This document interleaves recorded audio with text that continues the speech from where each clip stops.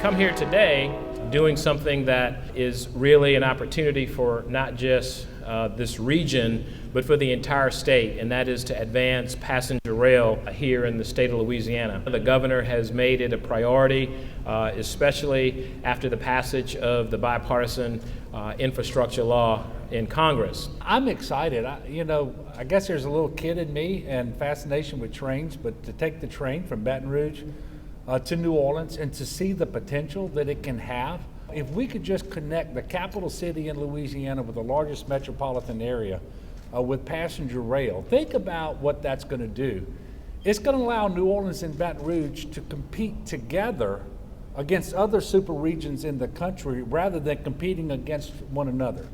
And more people will have an opportunity to live in one area and work in the other, or to live in one and recreate, or to live in one and go to the airport here in New Orleans without having to park your car, to have access to medical appointments and specialists. I mean, you name it. But you also, at the same time, you get traffic off of I-10, and I think all of us can agree that would be a good thing. And you help the state realize its climate goals. You know, we're the only state in the Gulf South with a climate action plan, with a commitment to net zero by 2050. President Biden, Secretary Buttigieg have a strong belief that passenger rail and freight rail can work together. We want to bring world-class passenger rail service that other parts of the world already have. The bipartisan infrastructure law absolutely unlocks endless possibilities when it comes to passenger rail and freight rail. This is our first piece, and I'm excited about where we are. We're not there yet, and we're working with the legislature to make sure that we have the funding necessary from a state perspective to put with the opportunities we have coming from the Infrastructure Investment and Jobs Act to make this a reality as early as possible.